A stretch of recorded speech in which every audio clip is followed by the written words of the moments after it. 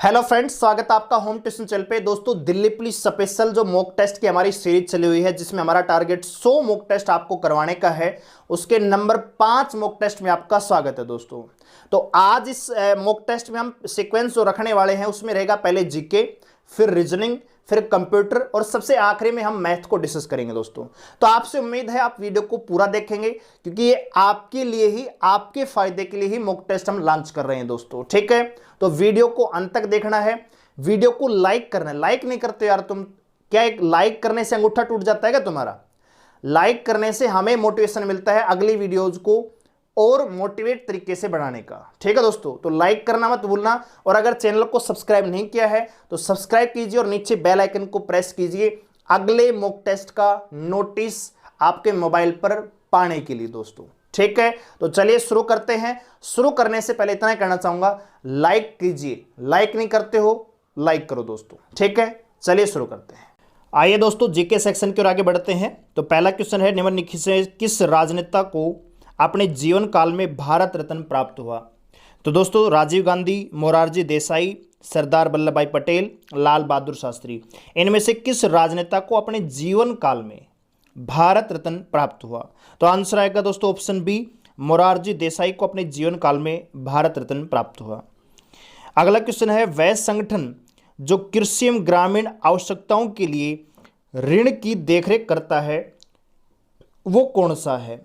तो दोस्तों, कृषि एवं ग्रामीण आवश्यकताओं के लिए ऋण की देखभाल करने वाले संगठन का नाम है नाबार्ड। ठीक है दोस्तों, ऑप्शन सी सवाल का आंसर होगा। अगला क्वेश्चन है, भारत में कौन सी दलीय पद्धति विकसित है? तो भारत में दोस्तों बहुदलीय पद्धति विकसित है। बहुत सारे दल हैं जो अपने चुनाव लड़ते हैं। अगला क्वेश्चन है, उत्तरी ध्रुव पर पहुंचने वाला पहला व्यक्ति कौन था? तो दोस्तों, उत्तरी ध्रुव पर पहुंचने वाला पहला व्यक्ति रॉबर्ट पियरे था। ऑप्शन बी सवाल का आंसर होगा। अगला क्वेश्चन है, भारत का प्रथम हिंदी दैनिक समाचार पत्र, सैनिक नहीं है दोस्तों, ये दैनिक है।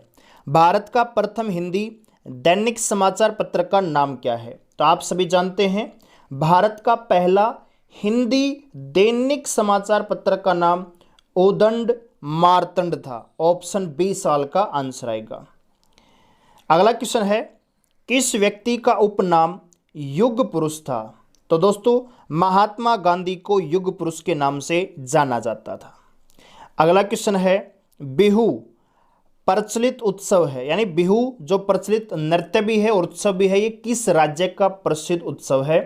तो दोस्तों, बिहू असम और मणिपुर का प्रचलित उत्सव है, मुख्य रूप से असम का है। ठीक है, खाली एक ऑप्शन मान लीजिए असम हो, फिर मणिपुर हो, मिजोरम हो, त्रिपुरा, तो यहाँ पे आएगा असम। ठीक है, बिहू असम का ही लोक नृत्य है। अगला क्वेश्चन है, भारतनाट्यम किस राज्य का प्रचलित शास्त्रीय नृत्य है? तो दोस्तों, भारतनाट्यम आप सभी जानते हैं तमिलनाडु का प्रचलित शास्त्रीय नृत्य है। अगला क्वेश्चन है, रंगोली कहाँ की प्रचलित लोक कला है? तो दोस्तों, रंगोली महाराष्ट्र की प्रचलित लोक कला है। आगे बढ़ते अगले क्वेश्चन पर, प्रतिवर्ष उपभोक्ता दिवस कब मनाया जाता है? तो दोस्तों, प्रतिवर्ष 15 मार्च को उपभोक्ता दिवस मनाया जाता है।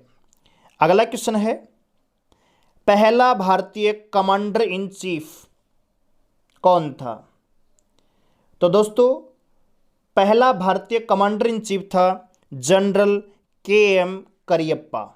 ठीक है, जबकि पहला फील्ड मार्शल दोस्तों जनरल मानेकशॉ था। ठीक है, तो यहाँ पे पूछा है भारतीय कमांडर इन चीफ, वो भी पहला, तो जनरल के.एम. करियप्पा। आगे बढ़ते अगले क्वेश्चन पर, थल सेना के दक्षिणी कमान का मुख्यालय कहाँ है?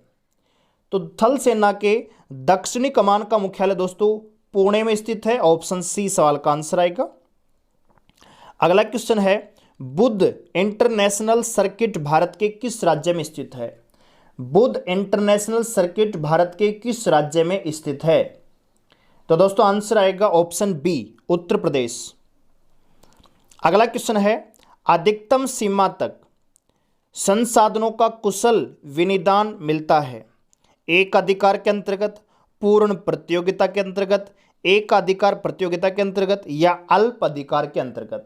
तो दोस्तों अधिकतम सीमा तक संसाधनों का कुशल विनिदान मिलता है पूर्ण प्रतियोगिता के अंतर्गत। दोस्तों इकोनॉमिक्स का क्वेश्चन है, आगे बढ़ते हैं। विक्रम साराभाई अंतरिक्ष केंद्र VSSC, विक्रम साराभाई अंतरिक्ष केंद्र कहाँ स्थित है? तो दोस्तों त्रिवेंद्रमपुरम में स्थित है, केरल में स्थित है दोस्तों। ठीक है, आगे बढ़ते हैं। किसी वृक्ष को अधिकतम हानि निम्न में से कैसे पहुंचाई जा सकती है?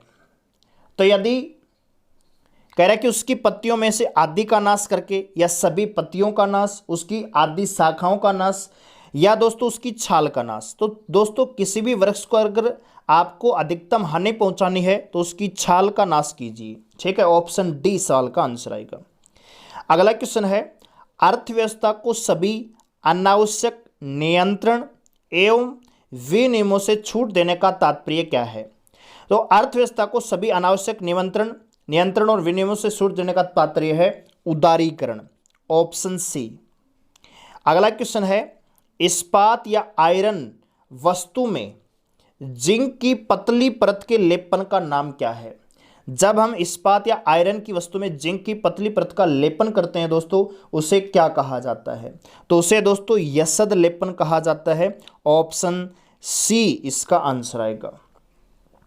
अगला क्वेश्चन है, 18 कैरेट सोने में शुद्ध सोने का अनुपात कितना होता है? 18 कैरेट स्वर्ण में शुद्ध स्वर्ण का अनुपात कितना होता है?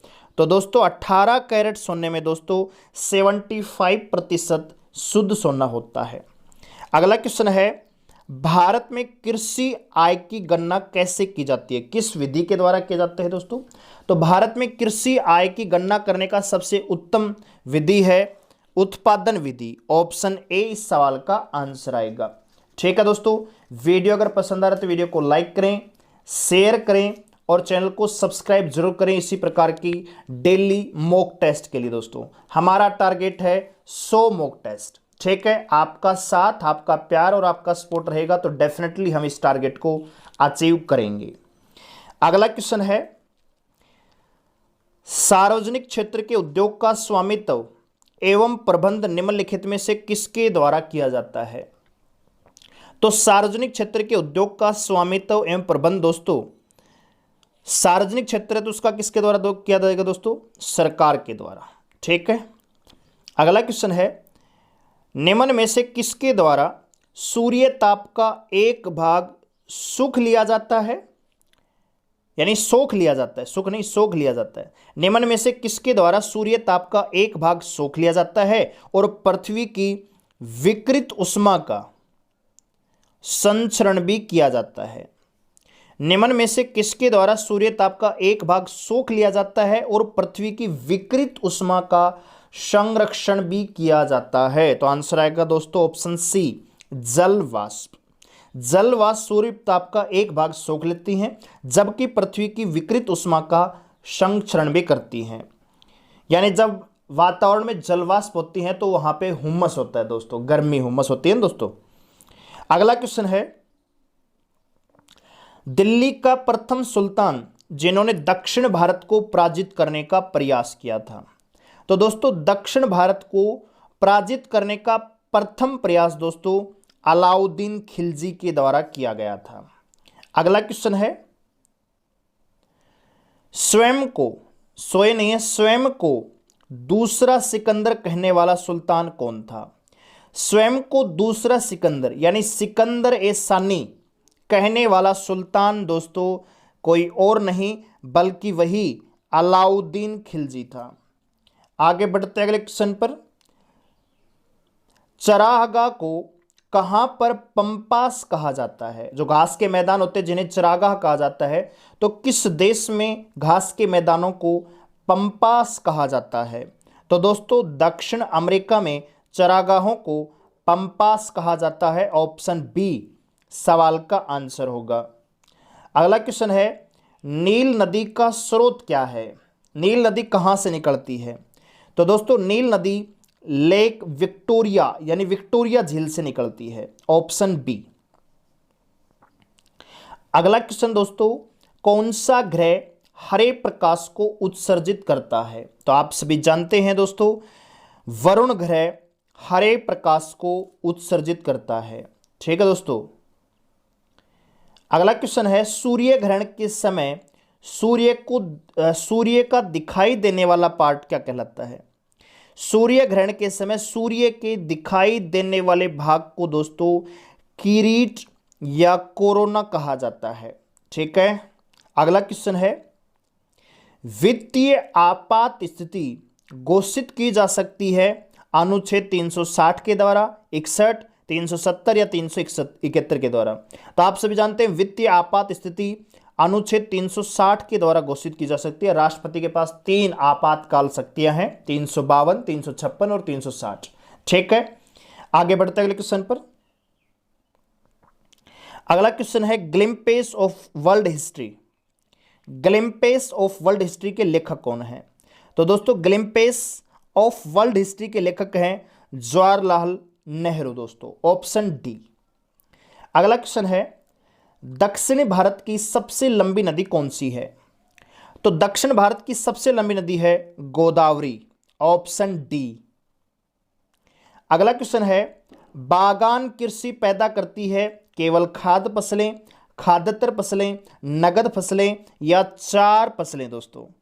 तो बागान कृषि हमेशा दोस्तों खाद्येतर फसलें पैदा करती है।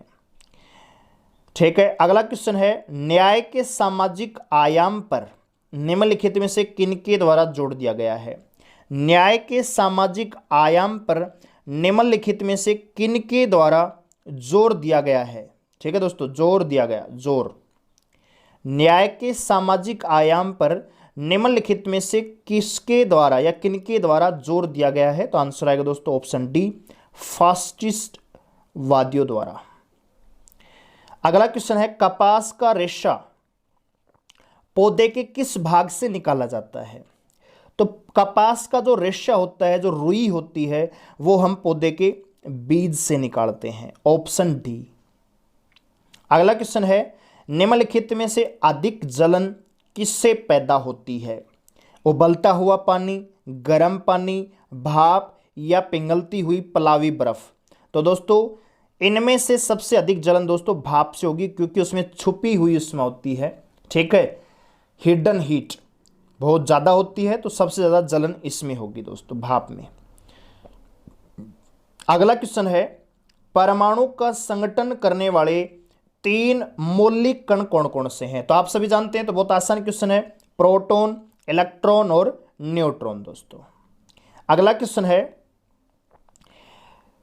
क्रीमी लेयर संकल्पना से क्या तात्पर्य है? क्रीमी लेयर संकल्पना से क्या तात्पर्य? आजकल हम फॉर्म भरते हैं तो उसमें क्रीमी लेयर का एक ऑप्शन आता है कि आप क्रीमी लेयर के अंडर है या नहीं है। तो क्रीमी लेयर का मतलब है दोस्तों आर्थिक स्तर के आधार पर वर्गीकरण।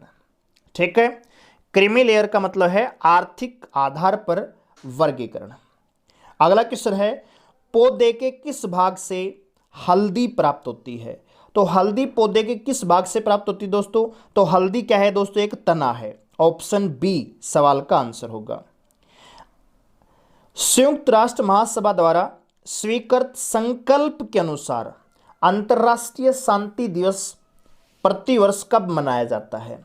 तो दोस्तों अंतर्राष्ट्रीय शांति दिवस प्रतिवर्ष 21 सितंबर को मनाया जाता है। अभी पिछले महीने 21 तारीख को अंतर्राष्ट्रीय शांति दिवस मनाया गया था। अगला क्वेश्चन है, बंगाल में राजस्व का इस्तमरारी बंदोबस्त, जिसे हम स्थायी बंदोबस्त भी कहते हैं, किसने लागू किया था? तो दोस्तों बंगाल में राजस्व का इस्तमरारी बंदोबस्त या स्थायी बंदोबस्त लॉर्ड कॉर्नवालिस ने लागू किया था, ऑप्शन डी सवाल का आंसर होगा। अगला क्वेश्चन है, कंप्यूटर विज्ञान में 1 किलोबाइट का मान कितना होता है? तो दोस्तों 1024 बाइट मिलकर 1 किलोबाइट का निर्माण करते हैं, ऑप्शन बी सवाल का आंसर होगा। अगला क्वेश्चन है, प्राचीनतम अंतर्राष्ट्रीय एयरलाइन कौन सा है? तो दोस्तों यहां पे आएगा डच KLM, ये डच है दोस्तों, डच KLM, ठीक है। प्राचीनतम अंतरराष्ट्रीय एयरलाइन है डच KLM। आगे बढ़ते हैं अगले क्वेश्चन पर।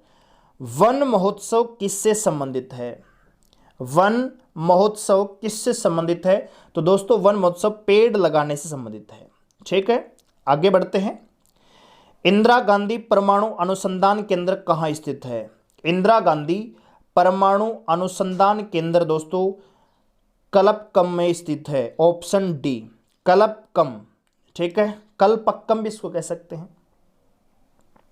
अगला क्वेश्चन है, किसी खेत में सांप और गिद्ध चूहों को खा रहे हैं, यदि उसी खेत में जंगली कुत्तों को छोड़ दिया जाए तो तत्काल परिणाम क्या होगा? क्या सांपों की संख्या कम हो जाएगी, या गिद्धों की संख्या कम हो जाएगी, या चूहों की संख्या कम हो जाएगी, या सांपों की संख्या में वृद्धि हो जाएगी? तो दोस्तों अगर कुत्तों को छोड़ दिया जाएगा तो गिद्धों की संख्या कम हो जाएगी, ठीक है, ऑप्शन बी। अगला क्वेश्चन है, स्टैचू ऑफ लिबर्टी कहाँ स्थित है? तो आप सभी जानते हैं स्टैचू ऑफ लिबर्टी न्यूयॉर्क में स्थित है, ऑप्शन बी सवाल का आंसर होगा। अगला क्वेश्चन है, भारत में प्रांतों में द्वैध शासन की प्रणाली किस वर्ष शुरू की गई थी? तो भारत में प्रांतों में द्वैध शासन प्रणाली दोस्तों भारत सरकार अधिनियम 1919 के तहत लागू की गई थी। अगला क्वेश्चन है, भारतीय राष्ट्रीय कांग्रेस का प्रथम अधिवेशन कहां आयोजित हुआ था? तो भारतीय राष्ट्रीय कांग्रेस का प्रथम अधिवेशन दोस्तों बंबई में आयोजित हुआ था, ऑप्शन सी इसका आंसर होगा। अगला क्वेश्चन है, नीदरलैंड की राजधानी कौन सी है? तो नीदरलैंड की राजधानी दोस्तों एम्स्टर्डम है, ठीक है, ऑप्शन डी एम्स्टर्डम।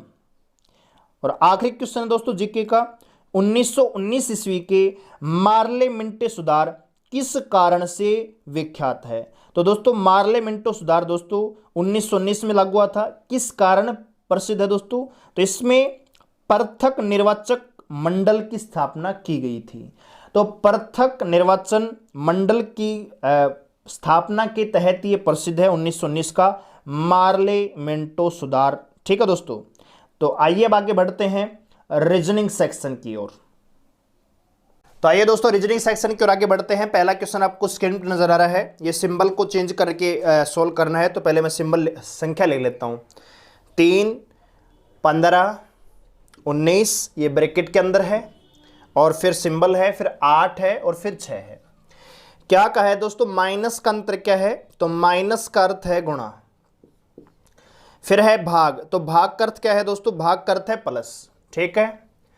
बाहर देखिए क्या है यहाँ पे गुणा, तो गुणा का अर्थ क्या है दोस्तों? डिवाइड, यहाँ पे डिवाइड है, और प्लस का मतलब क्या है दोस्तों? माइनस, ठीक है। तो सबसे पहले हम क्या सोल्व करते हैं? ब्रैकेट, और ब्रैकेट में भी पहले मल्टीपल, तो 15 × 45, और 45 और 19 कितना दोस्तों? 15 × 9 = 54, 10 × 64, 64 को भाग देंगे 8 से, कितना आएगा दोस्तों? 8, 8 में 6 गई, कितना बचेगा? 2। तो सवाल का आंसर कितना आ जाएगा? 2। तो पहले सवाल का आंसर 2 दोस्तों।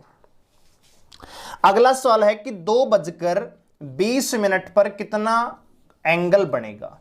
तो जब भी आपसे एंगल निकालने के लिए कहा जाए तो एंगल निकालने का सीधा सूत्र है 30A, यानी सीधा सूत्र क्या है दोस्तों? 30A - 11/2B, या इसको हम ऐसे भी कह सकते हैं 30H माइनस, ये माइनस नहीं है दोस्तों, ये अंतर है दोस्तों, यानी जो संख्या बड़ी आएगी उसमें से आप छोटी संख्या घटा देंगे बस।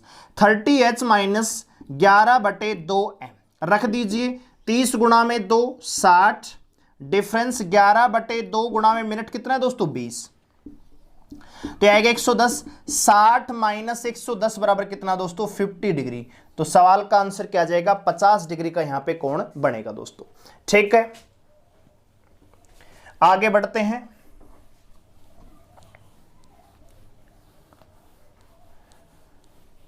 कह रहा है कि एक महिला की ओर इशारा करते हुए विजय ने कहा, एक महिला की ओर इशारा करते हुए विजय कह रहा है, तो मान लीजिए मैं विजय हूं, ठीक है दोस्तों। उसकी मां के पति की बहन, यानी कि उस महिला, वो जो महिला है जिसकी ओर मैं इशारा कर रहा हूं, ये महिला है, इसकी ओर इशारा कर रहा हूं कि उसकी मां, इसकी मां भाई के पति, इस महिला की मां के पति की जो बहन है ना, इस पति की जो बहन है, ये क्या लगती है? विजय की बुआ। तो ये जो महिला है, देखो विजय कर रहा है महिला, इस महिला की ओर इशारा कह रहा है कि इस महिला की जो मां, इस महिला के मां के पति की जो बहन है, ये मेरी बुआ लगती है। यानी ये जो महिला है बुआ है किसकी? विजय की। तो ये महिला विजय की बुआ कब होगी? पिता की बहन बुआ होती है। इसका मतलब ये जो व्यक्ति है ये पिता है किसका? विजय का। तो विजय आएगा यहां पे।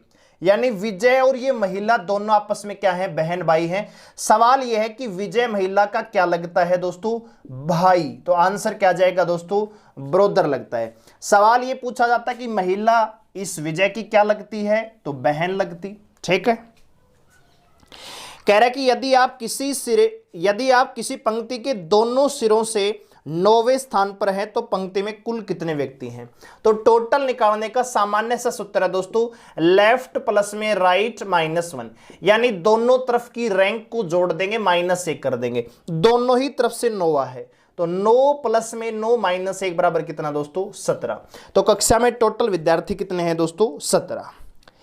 अगला सवाल कह रहा है कि सही क्रम में दर्शाइए धागा, पौधा, साड़ी, कपास और कपड़ा। तो आपको पता है सबसे पहले हम क्या करते हैं दोस्तों? कपास का पौधा लगाते हैं, फिर कपास बढ़ती है दोस्तों। कपास मिल में जाती है जहां से धागा बनाया जाता है, धागे से कपड़ा बनता है और कपड़ों को अलग अलग डिजाइन में फिर उनकी साड़ी बनाई जाती है। तो ये क्रम हो जाएगा 2, 4, फिर धागा आएगा 1। तो 2, 4, 1 ऑप्शन बी में दिया गया है। यही इस सवाल का क्या हो जाएगा? आंसर हो जाएगा। अगला सवाल तो बहुत आसान है। ऊपर एड्रेस दे रखा है series Q Hema B 101 Geeta mills Hathras 285। आपको कह रहा है कि कौन सा पूर्ण रूप से मेल खाता है? सेम टू सेम आपको यहां पे ढूंढना है। तो आप देख पा रहे हैं यहां पे ऑप्शन बी में 101 से पहले डी लिखा है, जाए आएगा क्या? बी आएगा। ऑप्शन सी में 011 लिखा है। ऑप्शन डी में यहां पे हाथरस की स्पेलिंग गलत है। तो ऑप्शन ए ही सवाल का क्या आएगा? आंसर आएगा ऑप्शन ए। ठीक है दोस्तों, बहुत ही सिंपल पेपर है। अगला सवाल देखिए, मिसिंग नंबर का क्वेश्चन है यहां पे। तो एक बार मैं डिजाइन बनाता हूं बॉक्स को ताकि मैं समझा सकूं आपको। इस प्रकार से है, ऐसे है, ऐसे है और ऐसे है। यहां पे नंबर है दोस्तों 25, यहां पे 27, यहां पे है 23, यहां पे है 30, 21, 33 और यहां पे पूछा है आपसे क्या आएगा और ये 36 है। तो हम यहां पे देखें अगर दोस्तों, तो देखिए 36 इधर से देखें दोस्तों, 21 से ये 23 हुआ है 2 बड़ा, फिर 23 से 25 हुआ। अब आगे जाएंगे तो 25 से 27 होना चाहिए, नहीं। अच्छा दूसरे तरीके से देखें यहां पे, तो 33 -3 30 आया, फिर -3 27 है। अच्छा उल्टा चलेंगे, यानी हो क्या रहा है, एक तो संख्याएं चल रही है एंटी क्लॉकवाइज ऐसे, और दूसरी संख्याएं चल रही हैं ऐसे क्लॉकवाइज। देखो 27, 3 30, 3 33 और 3 36, यहां से स्टार्ट करते हुए ये चला है क्लॉकवाइज 3 की वृद्धि से, और एंटी क्लॉक यानी एंटी क्लॉक का चलेंगे तो ये है 21 और 2 23 और 2 25। तो यहां पे कौन सा नंबर रहा होगा दोस्तों? 19। ठीक है, 19 इस सवाल का आंसर आएगा। अगला सवाल क्या कह रहा है दोस्तों? अगला सवाल तो बहुत आसान है। 5 4 3 1 है, अंदर 23 है। ठीक है, फिर 7 6 3 4 है और यहां पे अंदर क्या है दोस्तों? 54 है। तो जरा गौर फरमाएंगे, ध्यान से देखेंगे तो आपको क्लियर नजर आ रहा है कि अगर मैं ऊपर वाले नंबर 5 गुणा में 4 कर दूं, प्लस में नीचे वाले नंबरों का गुणा करता हूं, तो ये 20 प्लस में 3 बराबर कितना आएगा? 23 आएगा। इसी प्रकार दूसरे बॉक्स में अगर 7 गुणा 6 करता हूं, प्लस में 3 गुणा में 4 करता हूं, तो 42 प्लस में 12 कितना आएगा दोस्तों? 54 आएगा। इसी प्रकार आखिरी वाले को हम सोल्व कर देंगे तो आपको पता है 11 गुणा में 2 प्लस में x गुणा में 9 बराबर 22 प्लस में 9x बराबर कितना आएगा? 40। तो एक बात बताइए, 22 में कितना जोड़ेंगे 40 आएगा? 18। तो यहां पे x की जगह क्या रहा होगा दोस्तों? 2। ठीक है, तभी तो ये 9 गुणा में 2 18 बनेगा। तो इसका मतलब x की जगह क्या आएगा? 2 आएगा दोस्तों। ठीक है, अगला सवाल क्या कह रहा है, यदि किसी पार्टी में प्रत्येक व्यक्ति ने प्रत्येक को एक उपहार दिया, गिफ्ट दिया। दो प्रकार के सवाल आते हैं ना, हाथ मिलाया जाता है और गिफ्ट दिया जाता है। तो हाथ मिलाने का जो सीधा सूत्र है, हाथ मिलाना, वो होता है दोस्तों n इंटू n प्लस 1/2। यहां पे 2 करते हैं। जबकि जब उपहार दिया जाता है दोस्तों, जब प्रत्येक व्यक्ति हर व्यक्ति को उपहार देता है, तो उसमें सिंपल इतना करते हैं n इंटू n प्लस 1। यहां पे बटे 2 नहीं होता। अब हो क्या रहा है कि उपहार की संख्या दे रखी है, तो यहां पे हम उल्टा कर देंगे। n इंटू n माइनस 1 बराबर कितना है, 90 है। तो n square minus n minus 90 बराबर 0 आ जाएगा। अब n के टुकड़े ऐसे कीजिए जिनका माइनस करें तो केवल n आए, और मल्टीप्लाई करें तो माइनस का 90 आए। तो n स्क्वायर माइनस 10 10n कर लेते हैं, और प्लस में 9n करते हैं माइनस 9। देखो 10 और 9 अंतर करेंगे, माइनस का 1 आएगा, और 10 गुणा में 9 करेंगे 90 आएगा। अच्छा, n का मान निकालेंगे तो आएगा n माइनस 10 एक तरफ, और दूसरी तरफ आएगा n प्लस में 9। तो ये n माइनस 9 आएगा। ये तो वैलिड नहीं है। अरे आदमियों की संख्या कभी माइनस में होती है क्या? नहीं होती है। तो वैलिड क्या रहेगा, n बराबर कितना दोस्तों, 10 आएगा। तो व्यक्तियों की संख्या यहां पे कितनी आ जाएगी, 10 आ जाएगी। ठीक है, आगे बढ़ते हैं। क्या कह रहा है अगला सवाल दोस्तों, जरा गौर फरमाएं। बहुत ही आसान सवाल है, कोडिंग डिकोडिंग का सवाल है। कह रहा है कि z को 26 लिखा है किसी सांकेतिक भाषा में, z को 26। तो आपको पता है z की प्लेस वैल्यू कितनी होती है, 26 होता है, इसको 26 लिखा जा सकता है। अच्छा, नेट है उसको 39 लिखा गया है, ये यहां पे इंपॉर्टेंट है। तो नेट को 39 कैसे लिखा गया होगा, आपको पता है n आता है 14 नंबर पे, e आता है 5 नंबर पे, t आता है 20 नंबर पे। अगर हम तीनों को जोड़ें तो 14 और 5 19 प्लस में 20 बराबर 39 होता है। तो नट को क्या लिखा जाएगा, तो नट को भी जोड़ देंगे, 14 प्लस में 21 प्लस में 20। तो देखो 20 20 40 और 10 50, और ये 4 और 1 5, 55 इस सवाल का क्या हो जाएगा, आंसर हो जाएगा ऑप्शन सी। ठीक है, आगे बढ़ते हैं। अगला सवाल क्या कह रहा है दोस्तों, यदि किसी सांकेतिक भाषा में कॉन्शियसली CONSCIO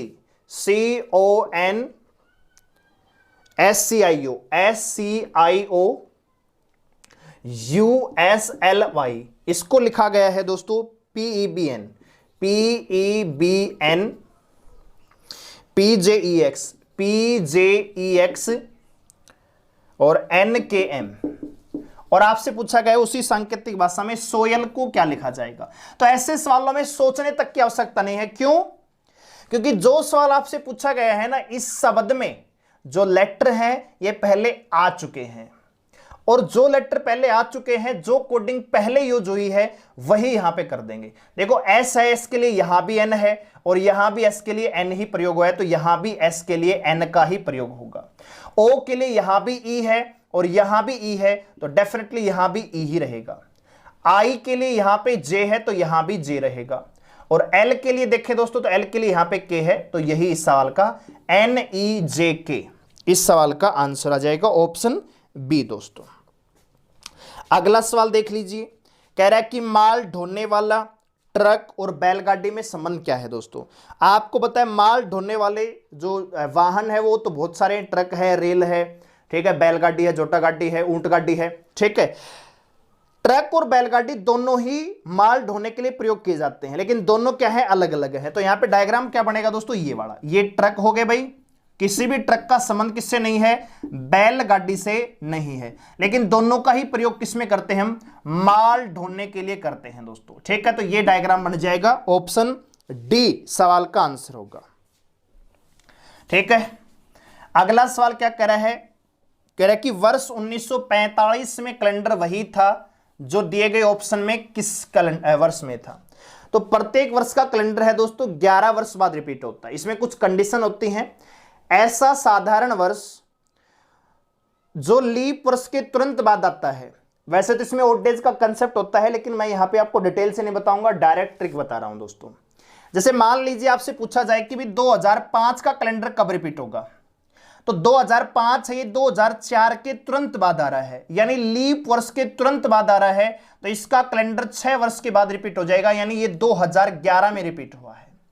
जैसे मान लीजिए हम कहते हैं 2009 का कैलेंडर कब होगा रिपीट, तो 2009 है ये 2008 के तुरंत बाद आता है। यानी ऐसा साधारण वर्ष जो लीप वर्ष के तुरंत बाद आता है उसका कैलेंडर 6 वर्ष के बाद रिपीट होता है। ठीक है दोस्तों, यानी ये 2015 में रिपीट हुआ। लेकिन अगर मैं आपसे पूछना चाहूं 2015 का कब रिपीट हुआ दोस्तों, तो 2015 क्या किसी लीप वर्ष के तुरंत बाद आया है? नहीं है। यानी ध्यान से सुनिए, ऐसे साधारण वर्ष जो किसी लीप वर्ष के तुरंत बाद आते हैं उनका कैलेंडर 6 साल के बाद रिपीट होता है, और बाकी जितने भी साधारण वर्ष हैं उनका कैलेंडर 11 वर्ष बाद रिपीट होता है। ठीक है दोस्तों, तो यहां पे 15 में 11 जोड़ देंगे, 2026 में रिपीट होगा दोस्तों। अब ये सवाल क्या दे रखा है 1945, तो यहां पे 11 घटा दीजिए, कितना आएगा 1934। ठीक है, 1934 इस सवाल का क्या आ जाएगा आंसर आ जाएगा, सिंपल। ठीक है, इसमें ऑड डेज का कंसेप्ट होता है, ऑड डेज 0 होना चाहिए, वो यहां पे मैं नहीं बताऊंगा, किसी और वीडियो में कभी फिर सवाल आएगा तो फिर से उस कंसेप्ट से हम सोल्व कर देंगे। कह रहा है कि निम्नलिखित में से कौन सा शब्द दिए गए अक्षरों से नहीं बनाया जा सकता। शब्द दे रखा है एफिशिएंट। ठीक है दोस्तों, तो हम यहां पे देखें कौन सा शब्द नहीं बनाया जा सकता, तो यहां पे ऑप्शन देखो एफिशिएंट में कहीं भी एक का प्रयोग नहीं हुआ, जबकि ऑप्शन ए जो है उसमें आपको दिख रहा है EFFACE, तो क्या ए प्रयोग हुआ है दोस्तों? नहीं, तो यही सवाल का आंसर होगा, यही शब्द आपका नहीं बन सकता। अगला सवाल क्या कह रहा है दोस्तों, 5 गुणा में 2 बराबर लिखा है 27। अच्छा जी, 3 गुणा में 5 लिखा है 14। आपसे पूछा है 6 गुणा में 4 बराबर क्या होगा, तो देखिए 5 का स्क्वायर करते हैं 25 और प्लस में 2 कर देते हैं तो 27 आएगा। यानी 5 का स्क्वायर प्लस में 2, इसका स्क्वायर इसको सेम रहने दिया तो 27 आ जाएगा। इसी प्रकार 3 का स्क्वायर प्लस में 5 करते हैं तो 14 आ जाएगा। तो 6 का स्क्वायर करेंगे प्लस में 4 करेंगे तो 40 इस सवाल का आंसर आ जाएगा। ठीक है, आगे बढ़ते हैं अगले सवाल पर। तो क्या कह रहा है दोस्तों अगला सवाल, ध्यान से देखिए। कह रहा है कि अमित पूर्व दिशा में 15 किलोमीटर चला। यहां से अमित चला दोस्तों पूर्व दिशा में, इधर कितना दोस्तों 15 किलोमीटर। फिर इसके बाद वह अपने बाएं मुड़ता है, तो बाएं का मतलब एंटी क्लॉकवाइज कितना चला दोस्तों 5 किलोमीटर। कह रहा है कि फिर बाएं मुड़ा और 15 किलोमीटर चला, तो यहां से एंटी क्लॉकवाइज 90 डिग्री, तो यहां से फिर 15 किलोमीटर चलेगा दोस्तों। कह रहा है कि प्रारंभिक स्थान से वह कितनी दूर है, तो यहां पे है वो, तो ये दूरी कितनी है दोस्तों 5 किलोमीटर की, तो 5 किलोमीटर इस सवाल का आंसर आ जाएगा। कह रहा है कि 5 लड़के एक पंक्ति में दक्षिण की ओर मुंह करके बैठे हुए हैं। ये कोई पंक्ति है 1 2 3 4 और 5। ये 5 व्यक्ति दक्षिण की ओर मुंह करके बैठे हैं, इसका मतलब यह है कि जो आपका राइट है वो इन सब का क्या है लेफ्ट है, ये इनका बायां होगा, और जो आपका लेफ्ट है वो इनका क्या होगा दोस्तों दायां होगा। ठीक है, यानी जैसे मैं आपकी तरफ मुंह करके बैठा हूं तो आपका राइट किस तरफ है इस तरफ, लेकिन मेरा तो ये लेफ्ट है। तो कोई व्यक्ति आपके अपोजिट बैठा है तो उसकी डायरेक्शन में क्या हो जाएगी चेंज हो जाएगी। सिंपल सी चीज है, देखिए कह रहा है ए है वो बी के दाएं बैठा है। अच्छा जी, और ई बी के बाएं है परंतु सी के दाएं है। ठीक है, चलिए जी कोई हिंट ही नहीं है। यदि ए डी के बाएं है तो बीच में कौन बैठा है, तो देखिए दोस्तों ए है वो बी के दाएं है, तो हमें इसको बनाए भी ना भी बनाए कोई दिक्कत वाली बात नहीं है। ए जो है वो बी के दाएं है, तो बी का दाएं किस तरफ होगा दोस्तों इस तरफ होगा, तो ए यहां पे बैठा है, ए है वो बी के दाएं तरफ बैठा है, क्योंकि ये क्या होगा बायां होगा। अच्छा जी, ई है वो बी के बाएं परंतु सी के दाएं, तो ई है वो बी के तो बाएं बैठा है और सी के दाएं बैठा है। ए जो है ना वो सी के दाएं बैठा है और लेकिन बी के बाएं बैठा है। ए डी के बाईं ओर है, ए जो है ना वो डी के बाईं ओर है, तो डी यहां पे बैठेगा, डी के बाईं ओर कौन है ए है, तो कह रहा है कि बीच में कौन बैठा है, तो बीच में कौन है दोस्तों बी। ठीक है, अगला सवाल देख लीजिए, बहुत ही आसान सवाल है। कह रहा है कि कोई सीरीज है ये, इसमें कितने 5 ऐसे हैं जिनके ठीक पहले 7 है परंतु ठीक बाद में 9 नहीं है। तो मैं इसको लिखना चाहूंगा ताकि आपको दिखा सकूं। 259, ठीक है, 752, 147, 593, 175, 287, 59,475, 59,475। कह रहा है कि कितने 5 ऐसे हैं। तो सबसे पहले 5 देख लेते हैं। 1 2 3 4 5 6। कितने 5 ऐसे हैं जिनके ठीक पहले तो 7 होना चाहिए लेकिन ठीक बाद में 9 नहीं होना चाहिए। तो यहां पे 5 देखते हैं तो ये तो वैसे कैंसिल हो जाता है। अच्छा, ये 5 जो इसके ठीक पहले 7 है और इसके ठीक पहले 9 नहीं है, तो एक जोड़ा तो ये हो जाएगा। ये जो 5 इसके ठीक पहले 7 है लेकिन ठीक पहले ठीक बाद में 9 है, 9 नहीं होना चाहिए। दूसरा जोड़ा आपका ये हो जाएगा दोस्तों, ठीक है। तीसरा जोड़ा ये कैंसिल हो जाएगा और चौथा जोड़ा ये भी हो जाएगा। भाई ठीक पहले 7 और ठीक बाद में 9 नहीं है, कोई दूसरा नंबर है या नहीं है ऐसा तो नहीं है, 9 नहीं होना चाहिए। तो कितने पेयर यहां पे बनते हैं दोस्तों? 3 पेयर, ठीक है। 3 ऐसे 5 है जिनके ठीक पहले 7 है लेकिन ठीक बाद में 9 नहीं है। अगला सवाल यहीं देख लेते हैं सीरीज का। 18 है, फिर 10 है, 6 4 3 और अगला नंबर पूछा है। तो देखो 18 से 10 हुआ, कितना घटा है दोस्तों? 8। 10 से 6 हुआ, कितना घटा दोस्तों? 4। 6 से 4 हुआ, कितना घटा दोस्तों? 2। 4 से 3 हुआ, कितना घटा दोस्तों? 1। तो हम देख पा रहे हैं जो अंतर है वो घटता जा रहा, आधा हो रहा है। 8 से 4 हुआ, 4 से 2, 2 से 1 हुआ, 1 से कितना हो जाएगा? 0.5। और जब 3 में से 0.5 घटाएंगे तो ये बचेगा 2.5। तो 2.5 सवाल का क्या हो जाएगा? आंसर हो जाएगा। अगला सवाल देख लीजिए। कह रहा है 3 है, फिर 8 है, फिर 22 है, फिर 63 है, ठीक है, और 185 है। अगला नंबर अब आपसे पूछा है। तो हम यहां पे देख पा रहे हैं 3 8 22 63 185 लगातार संख्याएं बढ़ रही हैं। अच्छा, ये तो हमें नजर आ रहा है 4 का क्यूब -1 हो सकता है, ये 2 का क्यूब है, लेकिन 3 का स्क्वायर -1 हो सकता है, ये 5 का स्क्वायर -3 हो सकता है, 8 का स्क्वायर, ये फिर बहुत ज्यादा चला जाएगा।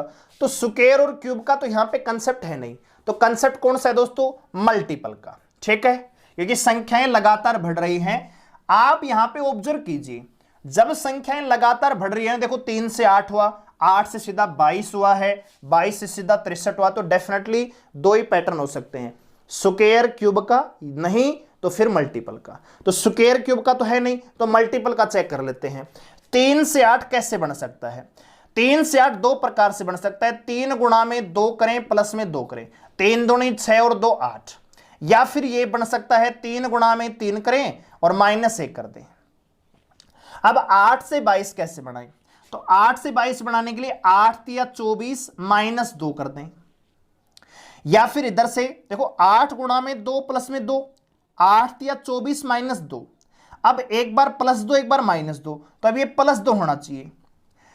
तो +2 करेंगे तो ये यहां पे कितने का मल्टीपल होगा? 2 3 4 का होना चाहिए यहां पे। तो यहां तो 4 का है नहीं, ठीक है, मतलब ये पैटर्न यहां पे लागू नहीं हो रहा है। तो पैटर्न कौन सा? नीचे वाला।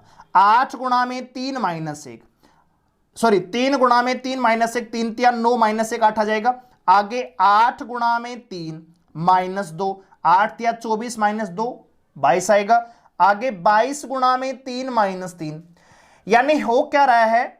मल्टीपल है वो कांस्टेंट है, लगातार गुणा 3 से ही कर रहे हैं, लेकिन डिफरेंस है वो डिक्रीज हो रहा है, -1 -2 -3। तो यहां पे क्या रहा होगा? गुणा में 3 -4। आगे क्या रहा होगा दोस्तों? गुणा में 3 माइनस में 5 दोस्तों, ठीक है, कैलकुलेट कर देंगे। तो 3 पंजे 15, 3 अंठे 24 और 1 25, 3 एकम 5 और 5 घटाएंगे दोस्तों तो 550 इस सवाल का क्या हो जाएगा? आंसर हो जाएगा, ठीक है। आगे बढ़ते हैं। कह रहा है कि कौन सी आकृति में निहित है? प्रश्न आकृति। तो प्रश्न आकृति आपको इस प्रकार से नजर आ रही है, ठीक है। किसमें निहित है? ऑप्शन ए, ऑप्शन बी नहीं है, ऑप्शन बी में भी नहीं है, ठीक है। ऑप्शन यहां पे ऑप्शन डी में यहां पे नजर आ रही है दोस्तों, ठीक है। ऑप्शन डी ही इस सवाल का क्या होगा? आंसर होगा, ठीक है, आइए आगे बढ़ते हैं। देखो ऑप्शन बी और सी में थोड़ी सी टेढ़ी है, ये टेढ़ी नहीं चाहिए हमें। ठीक है, ऑप्शन सी में तो बिल्कुल पतली सी लाइन दे रखी है, तो कंफ्यूज नहीं होना, ऑप्शन डी सवाल का आंसर आएगा। ठीक है, ये जो गैप है ये थोड़ा सा ज्यादा होना चाहिए। चलिए, कह रहा है कि एक श्रृंखला के सन्निकट अक्षरों में से छूटे हुए अक्षर क्रमशः एक एक बढ़ जा रहे हैं, यानी सीरीज में बढ़ रहे हैं का 1 2 3 4 ऐसे लेटर को छोड़कर बढ़ाया गया है। तो इस बात को कौन सा नियम, जो कौन सा ऑप्शन है वो इस नियम को लागू कर रहा है? तो हम यहां पे ऑप्शन ए लेते हैं, ऑप्शन बी, सी और डी। ऑप्शन ए में दे रखा है दोस्तों CEHLQW। तो पहले हम यही चेक कर लेते हैं, 3 5 8 12 17 और यहां पे 23 बढ़ते क्रम में। तो 3 से 5 हुआ 2 का अंतर, 5 से 8 3, 8 से 12 4, 12 17 5, 17 और 36 2 3 4 5। तो यही साल का क्या होगा दोस्तों? आंसर होगा। लगातार बढ़ते क्रम में यहां पे लेटर लिखे जाने चाहिए दोस्तों, एक सीक्वेंस में। ठीक है, तो ऑप्शन ए ही साल का आंसर आएगा। बाकी आप खुद चेक कर लेंगे कहां गलती हुई है बाकी के ऑप्शंस में। अगला सवाल देख लीजिए, सीरीज दे रखी है, रिपीटेड सीरीज है ये, ए सी, फिर स्पेस है, फिर जी, फिर ए है, फिर स्पेस सी, फिर जी है, फिर स्पेस सी, सी स्पेस है। तो आप पहले क्या करेंगे? लेटर काउंट करेंगे। तो 2 3 5 3 8 और 4 12। जब लेटर 12 है तो आपको कंपैरिजन यहां पे जो ग्रुपिंग है वो 3 या 4 की करनी है। तो मैं यहां पे डायरेक्ट ही 4 की कर लेता हूं। तो एक ग्रुपिंग ये बनेगी, दूसरा ग्रुप ये बनेगा और तीसरा ये बनेगा। ए सी स्पेस जी। तो देखो यहां भी ए है, यहां भी ए है, तो यहां भी डेफिनेटली क्या आएगा? ए आएगा। एक के बाद तुरंत सी है, तो यहां भी क्या आएगा दोस्तों? सी आएगा। A double C G, A double C G, A double C G, और यहां पे ए डबल सी आएगा। तो आपने क्या बनाया? सी सी ए जी। यही सवाल का आंसर आएगा, डबल सी ए जी। और ऐसा ऑप्शन बी में दिया गया है। ऑप्शन बी सवाल का क्या होगा? आंसर होगा। अगला सवाल है, नॉन वर्बल का क्वेश्चन है। तो हम यहां पे आकृति को ध्यान से देखें। अगर मैं चारों आकृतियां यहां पे बनाना चाहूं तो पहली आकृति में आपको क्या नजर आ रहा है दोस्तों? ये सर्कल है, यहां पे पॉइंट है, ये ऐसा लग रहा है किसी व्यक्ति की आकृति बना रखी ऐसे। दूसरे में क्या हो रहा है? ये पॉइंट यहां पे आ रहा है, यहां से एंटी क्लॉकवाइज 90 डिग्री घुमा दिया। तीसरे में यहां पे है, तो चौथे में यहां पे जाएगा। तो आप देख लीजिए यहां पे किस में है? केवल ऑप्शन सी में दे रखा है। यही सवाल का आंसर होगा। ठीक है दोस्तों, और आखिरी का जो सवाल है 25 नंबर सवाल, इसमें क्या है? सिंबलों को इंटरचेंज करके आपको ये साबित करना है कि कौन सी ऑप्शन, कौन सा विकल्प इस चीज को साबित कर रहा है। तो आप क्या कर लीजिए, इसमें चारों को एक साथ लिख लीजिए। इस प्रकार का जो सवाल आता है वो टाइम कंज्यूमिंग आता है, आता बहुत आसान है लेकिन टाइम कंज्यूमिंग आता है। ठीक है, भाग को ये लिखा है। तो जैसे पहला सवाल है 6 20 12 7 1। तो ऊपर दे रखा है भाई भाग का अर्थ है घटाना। ठीक है, तो यहां पे माइनस आएगा। गुणा का अर्थ है जोड़ना। ठीक है, प्लस का अर्थ क्या है? गुणा करना, और माइनस का अर्थ है भाग देना। और ये बराबर होना चाहिए किसके दोस्तों? 22 के। अब आप यहां पे साबित कर लेंगे। तो 1 को 7 से भाग देंगे, 7 आएगा, 12 7 84 आएगा। यहां पे 84 है, ये 6 है, 84 6 90 माइनस 20 70 आना चाहिए, ये है नहीं। इसी प्रकार चारों आप साबित कर लेंगे। जो सा भी यहां पे प्रूफ होता है वही सवाल का आंसर हो जाएगा दोस्तों। ठीक है, आइए आगे बढ़ते हैं कंप्यूटर सेक्शन की ओर। आइए दोस्तों कंप्यूटर सेक्शन की ओर आगे बढ़ते हैं। तो लेते हैं पहला क्वेश्चन। यहां पे कह रहा है कि इनमें से कौन सा कंप्यूटर का अनिवार्य भाग नहीं है? यहां पे एक मिसप्रिंट है, अनिवार्य आएगा यहां पे। ठीक है, अनिवार्य याद रखेंगे। इनमें से कौन सा कंप्यूटर का अनिवार्य भाग नहीं है? तो आप सभी जानते हैं दोस्तों, मॉनिटर तो अनिवार्य भाग है, बिना रैम के तो कंप्यूटर चलेगा ही नहीं। और माउस के बिना हम कैसे ट्रैक बॉल उसको साइड टू साइड कैसे, कहाँ पे क्लिक करना है, क्या करेंगे, तो इंपॉर्टेंट पॉइंट है। लेकिन स्कैनर है दोस्तों, वो कंप्यूटर का अनिवार्य भाग नहीं है। यानी अगर स्कैनर नहीं भी होगा तो भी आपका कंप्यूटर चलेगा दोस्तों। आगे बढ़ते हैं अगले क्वेश्चन पर। कह रहा है कि स्थायी आउटपुट प्राप्त करने हेतु खालिस्तान का सर्वाधिक उपयोग होता है? तो दोस्तों परमानेंट आउटपुट प्राप्त करने के लिए हम प्रिंटर का इस्तेमाल करते हैं, यस और नो? स्थायी आउटपुट प्राप्त करने के लिए प्रिंटर का ही सर्वाधिक उपयोग किया जाता है। अगला क्वेश्चन है, डीपीआई की फुल फॉर्म क्या है दोस्तों? तो डीपीआई की फुल फॉर्म है डॉट प्रति इंच। ठीक है दोस्तों, डॉट पर इंच। ठीक है, डॉट प्रति इंच इसकी फुल फॉर्म हो जाएगी, डॉट पर इंच, डॉट पर इंच दोस्तों। ठीक है, आगे बढ़ते हैं अगले क्वेश्चन पर। इंपैक्ट प्रिंटर में प्रिंटिंग के लिए क्या प्रयोग किया जाता है? इंपैक्ट प्रिंटर में प्रिंटिंग के लिए किसका प्रयोग किया जाता है? तो रिबन का प्रयोग होता है दोस्तों, ऑप्शन ए। इंपैक्ट प्रिंटर में प्रिंटिंग के लिए रिबन का प्रयोग किया जाता है। अगला क्वेश्चन है दोस्तों, इलेक्ट्रोड स्टैटिक केमिकल्स और इंकजेट टेक्नोलॉजी का प्रयोग किसमें होता है दोस्तों? तो इलेक्ट्रोड स्टैटिक केमिकल और इंकजेट टेक्नोलॉजी का प्रयोग दोस्तों इंपैक्ट प्रिंटर में होता है। ठीक है, ऑप्शन सी।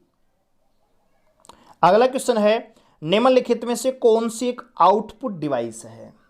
तो दोस्तों माउस, स्कैनर और प्लांटर, माउस, स्कैनर, वेबकैम, ये तीनों इनपुट डिवाइस हैं, जबकि प्लॉटर क्या है दोस्तों? एक आउटपुट डिवाइस है। तो ऑप्शन डी इस सवाल का आंसर आएगा, प्लॉटर। आगे बढ़ते अगले क्वेश्चन पर। किसी सूचना को एक कंप्यूटर से पेपर पर चित्र के रूप में परिवर्तित करने के लिए किस आउटपुट डिवाइस का प्रयोग किया जाएगा? किसी सूचना को एक कंप्यूटर से पेपर पर चित्र रूप में परिवर्तित करने के लिए किस आउटपुट डिवाइस का प्रयोग किया जाएगा? ठीक है, तो दोस्तों आंसर आएगा प्लॉटर। प्लांटर नहीं है, प्लॉटर है दोस्तों। ठीक है, आगे बढ़ते हैं अगले क्वेश्चन पर। निम्नलिखित में से अस्थायी आउटपुट डिस्प्ले कौन सा है? तो अस्थायी आउटपुट डिस्प्ले प्रोजेक्टर। तो प्रोजेक्टर दोस्तों एक अस्थायी आउटपुट डिस्प्ले होता है। ठीक है, जबकि प्रिंटर, स्कैनर और वीडियो कैमरा ये परमानेंट यानी स्थायी आउटपुट के लिए होते हैं। ठीक है, अगला क्वेश्चन है, पेरिफेरल इक्विपमेंट का एक उदाहरण है। पेरिफेरल इक्विपमेंट होते हैं ना, इक्विपमेंट का एक उदाहरण कौन सा है? तो पेरिफेरल का मतलब होता है दोस्तों आउटपुट। तो आउटपुट डिवाइस कौन सा इनमें?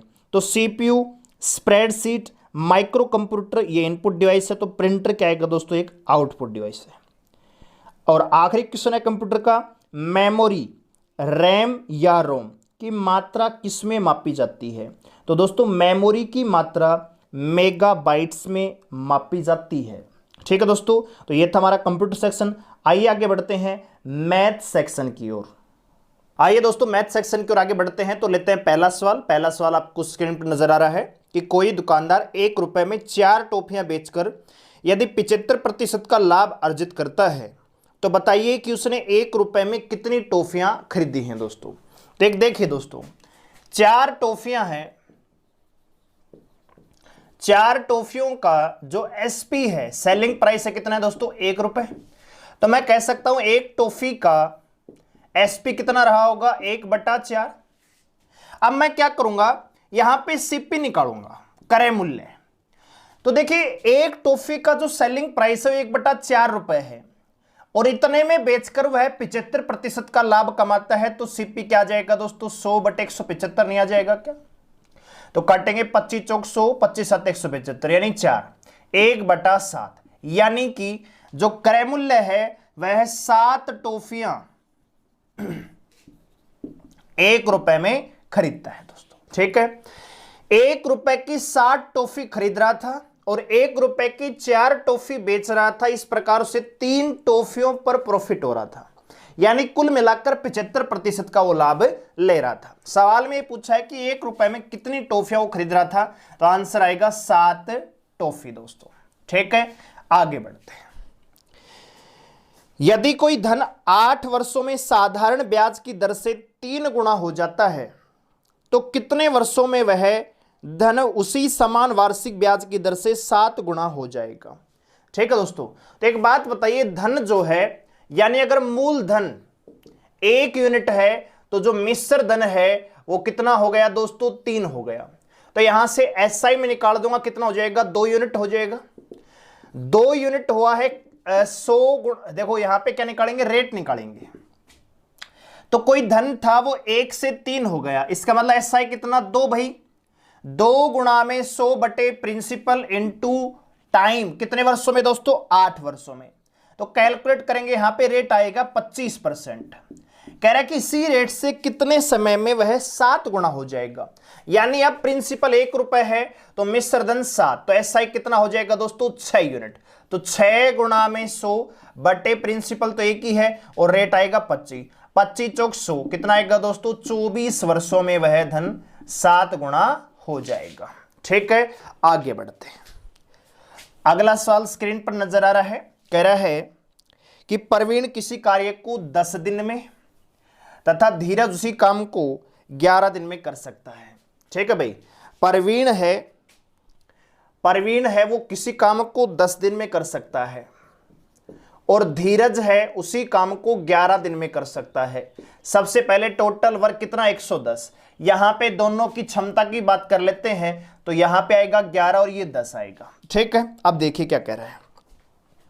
दोनों मिलकर कार्य करना शुरू करते हैं, परंतु धीरज कार्य समाप्त होने से 3 दिन पहले कार्य छोड़ देता है। मान लीजिए यहां से कार्य स्टार्ट हुआ और यहां पे खत्म हुआ। जब काम समाप्त होने में 3 दिन शेष थे ना दोस्तों, तो यहां पे कौन काम छोड़कर चला गया, धीरज। तो काम ये किसने किया है दोस्तों, प्रवीण ने। अब प्रवीण ने आखिरी के 3 दिन काम किया है। एक दिन में प्रवीण 11 काम कर सकता है, तो 3 दिन में कितना काम किया होगा, 33 काम किया होगा। यस और नो। एक बात बताइए, अगर आखिरी के 3 दिन में 33 कार्य हुए हैं तो पहले कितने कार्य हुए होंगे, तो भाई 10 में 3 गई 7 और 10 में 3 गई 7, ये 77 कार्य किसने किए होंगे, प्रवीण और धीरज दोनों ने मिलकर। एक दिन में दोनों मिलकर कितना काम कर सकते हैं, 11 और 10 21 कार्य कर सकते हैं। तो 77 काम करने में कितना समय लिया होगा, 77 बटे 21, तो आएगा 11 बटे 3, इतने दिनों का समय लिया होगा। तो इसका मतलब क्या है, 3 तिया 9, 3 सही 2 बटा 3 दिन। ठीक है, कह रहा है कि कार्य समाप्त होने में कितना समय लेगा पूरे कार्य को, तो 3 सही 2 बटा 3 दिन तो ये है, 3 सही 2 बटा 3 दिन तो ये है, और 3 दिन ये है, तो 3 और 3 6, समय लगेगा 6 सही 2 बटा 3 दिन। 6 सही 2 बटा 3 दिन इसको समय लगेगा पूरे कार्य को समाप्त होने में। तो ऑप्शन ए इस सवाल का क्या हो जाएगा, आंसर हो जाएगा। आगे बढ़ते हैं अगले सवाल पर।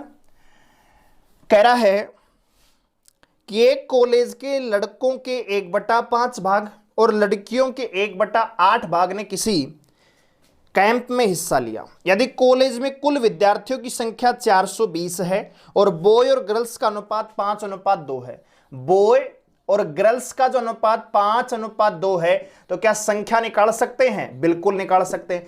5 और 2 7, 7 यूनिट बराबर है कितने के दोस्तों, 420 के। 1 यूनिट का मान आएगा 60, तो इसका मतलब लड़के कितने हैं, 300 और लड़कियां कितनी हैं, 120। ठीक है, अब देखिए कुल कितने विद्यार्थियों ने कैंप में हिस्सा लिया, तो लड़कों के 1/5 भाग ने लिया भाई, तो यहां से 5 छंगा 30, 60 तो लड़कों ने भाग लिया, और लड़कियों के 1/8 भाग ने भाग लिया, तो 8 एकम 8 15, तो टोटल कुल मिलाकर 75 विद्यार्थियों ने उस कैंप में भाग लिया दोस्तों। ठीक है, चलिए आगे बढ़ते हैं अगले सवाल पर। कह रहा है कि 162 लीटर दूध और पानी के मिश्रण में उनकी मात्राओं का अनुपात 4:5 है। यानी मिश्रण कितना है दोस्तों, 162 लीटर। ठीक है, और दूध और पानी यहां पे रेशियो दे रखा है 4:5, तो यहां पे मैं मात्रा निकाल लेता हूं। तो 5 और 4 9 यूनिट बराबर 162 है, तो 1 यूनिट का मान कितना आएगा, 9 एकम 9, 9 अंठे 18 चौक 72, यानी 72 लीटर तो उसमें दूध है और 90 लीटर क्या है उसमें पानी है इस मिश्रण में।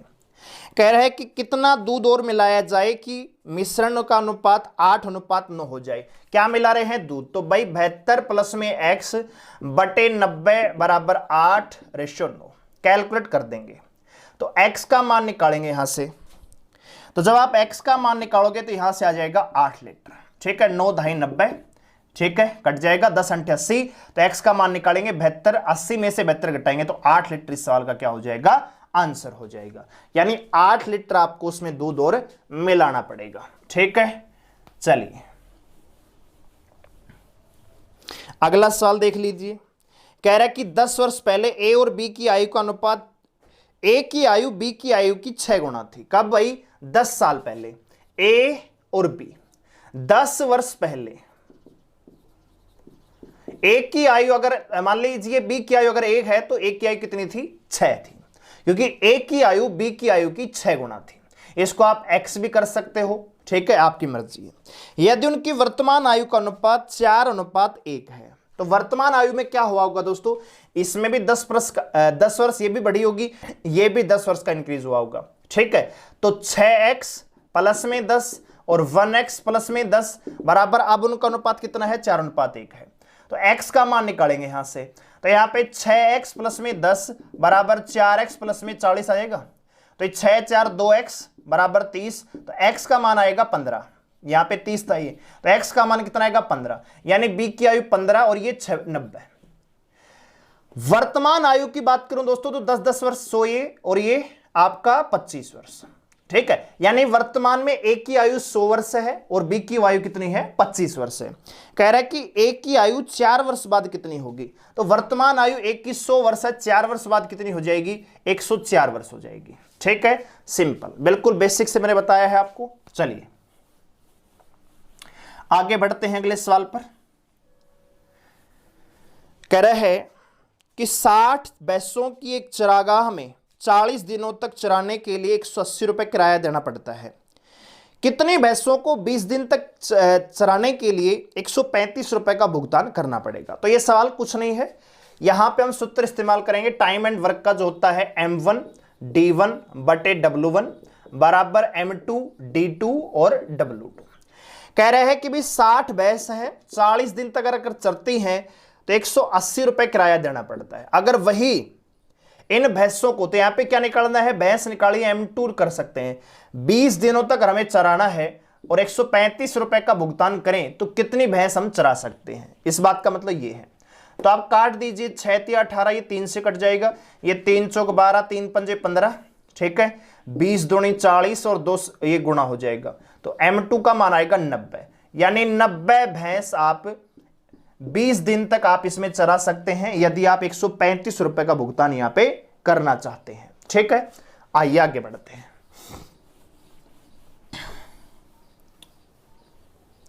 अगला सवाल क्या कर रहा है, किसी शहर की जनसंख्या 8000 है, एक वर्ष में पुरुषों की जनसंख्या 10% और महिलाओं की जनसंख्या 8% में वृद्धि होती है, लेकिन कुल जनसंख्या में 9% की वृद्धि होती है, तो उस शहर में पुरुषों की जनसंख्या क्या है।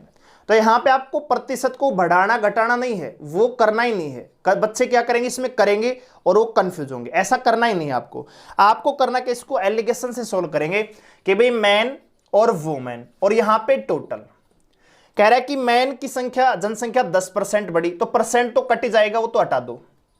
वुमेन की जनसंख्या 8% और टोटल कितनी बढ़ी है दोस्तों, 9। क्रॉस में माइनस कर देंगे, कितना आएगा, 1 और इधर से 1, यानी कि उस शहर में पुरुष और महिलाओं की संख्या बराबर है। अगर एक पुरुष है तो एक महिला है, बात आ गई समझ में, 1 और 1 2 यूनिट बराबर टोटल जनसंख्या कितनी है दोस्तों, 8000, तो 1 यूनिट का मान कितना आएगा, 4000, यानी उस शहर में 4000 ही पुरुष हैं और 4000 ही क्या है, महिलाएं हैं वर्तमान में। तो सवाल में पूछा है पुरुषों की जनसंख्या कितनी है, 4000। ठीक है, आगे बढ़ते हैं।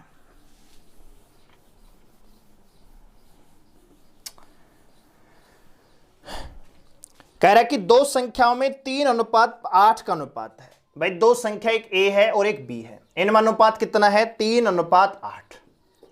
कह रहा है कि उनका अंतर 115 है। तो एक बात बताइए, अगर संख्याओं का अनुपात 3:8 है तो इनका अंतर कितना आएगा, 8 में 3 गई 5, 5 यूनिट बराबर है 115 के, तो 1 यूनिट का मान क्या 23 नहीं आएगा, बिल्कुल, तो 23 69 और 23 अंठे कुछ भी हो, हमें क्या कह रहा है, छोटी संख्या आपसे पूछी है। ठीक है, तो क्या आ जाएगा 69, क्योंकि ये तो जाहिर सी बात है बड़ी संख्या आएगी, 8 या 24 और 8 दूनी 16 दो 18, 184 आएगी। तो छोटी संख्या कितनी आएगी? 69। ठीक है, और यही सवाल में पूछा गया है।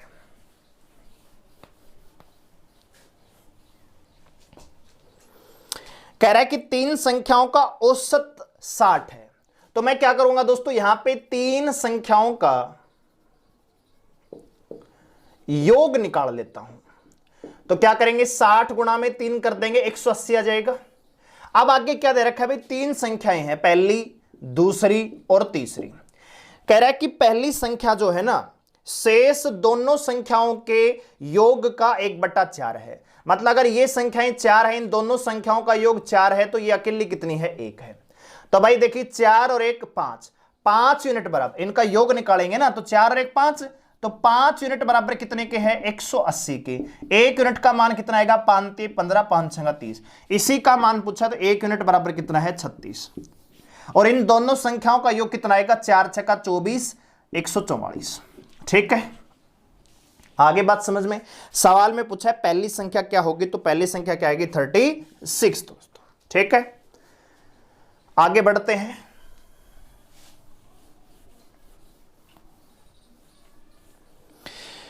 कह रहा है कि किसी टीम के 12 खिलाड़ियों की औसत आयु 25 वर्ष है। यदि कप्तान की आयु भी शामिल कर ली जाती है तो औसत आयु 1 वर्ष बढ़ जाती है। कप्तान की आयु क्या होगी? तो डायरेक्ट कीजिए, पहले सदस्य कितने थे? 12, अब कप्तान और आ चुका है, 13 हो गए भाई। 13 सदस्य हैं, इनकी आयु, औसत आयु कितनी है? 25, और इसमें वृद्धि कितनी हो जाती है? 1 वर्ष की। तो आप कुछ नहीं कीजिए, 13 प्लस में 25 कर दीजिए। जो कप्तान है उसकी आयु कितनी है? 38 वर्ष है, बस।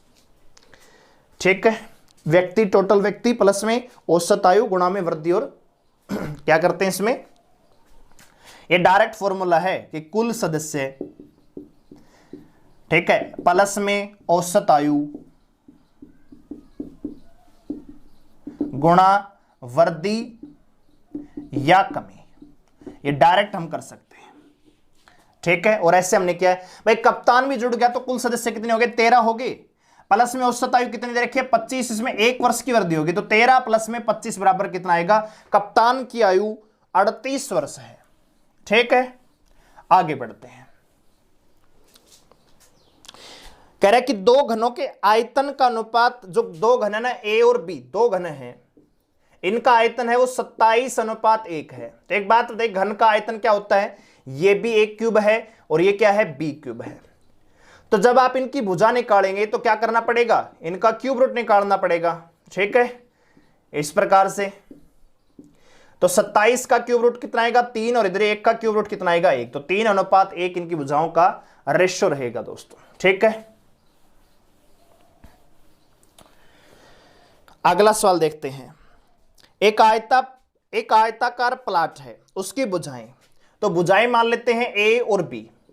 भुजाएं जो है 5 और 4 के अनुपात में, तो मान लेते हैं 5x और 4x दोस्तों। कह रहा है कि एरिया, तो एक बात बताइए, आयत का क्षेत्रफल क्या होता है? लंबाई गुणा में चौड़ाई, तो 5 चौक 20, x स्क्वायर आएगा, 20x स्क्वायर बराबर दे रखा है 500 के। तो x का मान कितना आएगा? यहां पे 5 आ जाएगा, अरे 25 आएगा ना, तो x का मान 5 आ जाएगा, यानी 5 चौक 20 और 5 5 25। एक भुजा आपकी 20 है और एक भुजा क्या है? 25 है। क्षेत्र क्या पूछा है? परिमाप क्या होगा? तो परिमाप क्या होता है? आयत का परिमाप क्या होता है? 2 × L प्लस में B होता है कि नहीं होता? तो लंबाई प्लस में चौड़ाई 45 गुणा में 2 बराबर कितना आएगा? 90 सेंटीमीटर। परिमाप क्या जाएगा? 90 सेंटीमीटर, नहीं मीटर है तो मीटर कर देंगे, 90 मीटर। ठीक है, आइए आगे देखते हैं।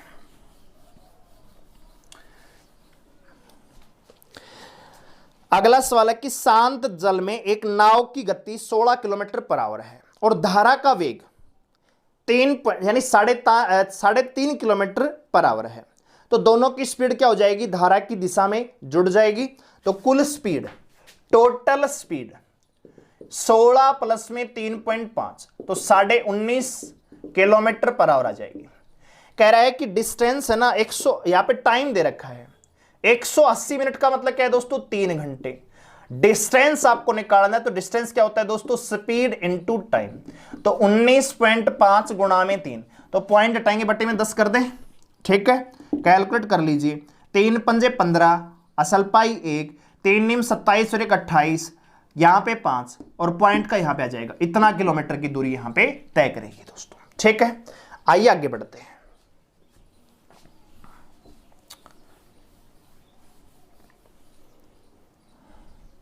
कह रहा है कि किसी आयताकार खेत की लंबाई 15% और चौड़ाई को 10% बढ़ा दिया जाता है तो क्षेत्रफल में कितने प्रतिशत की वृद्धि हो जाएगी। ठीक है, एक आयत है, उसकी लंबाई है और एक चौड़ाई है। लंबाई 15%, तो 15% का मतलब होता है दोस्तों 3/20, यानी अगर लंबाई उसकी पहले 20 थी तो अब कितनी कर दी, 3 बढ़ाकर 23 कर दी। अच्छा, चौड़ाई है दोस्तों, उसको 10% बढ़ा दिया, तो 10% का मतलब 1/10, यानी अगर चौड़ाई उसकी पहले 10 यूनिट थी तो आज 1 बढ़ा दी, कितनी हो जाएगी, 11।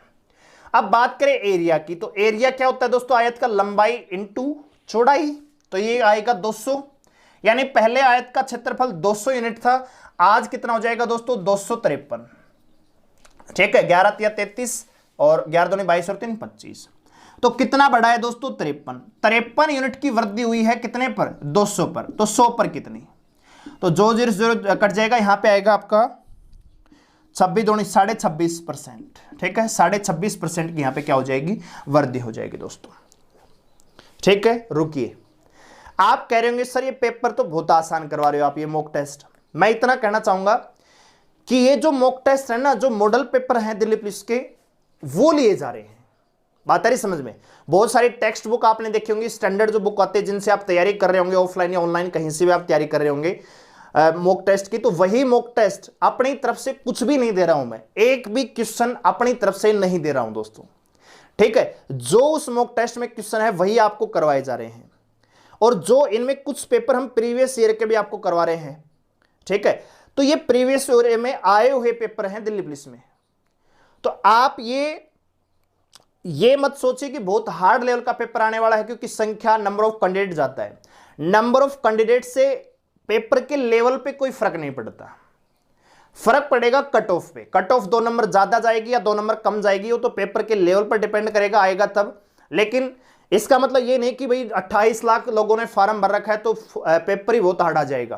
पेपर का लेवल वही रहेगा, पहले भी इतनी संख्या में विद्यार्थी बैठते थे जितने अब बैठने वाले हैं। ठीक है, तो आप मतलब मैं ये कहना चाह रहा हूं कि मैं अपनी तरफ से इसमें कोई भी चेंजमेंट नहीं कर रहा हूं, सारे के सारे क्वेश्चन प्रीवियस ईयर में आए हुए हैं दिल्ली पुलिस में ही, वही क्वेश्चन हम लेके आ रहे हैं।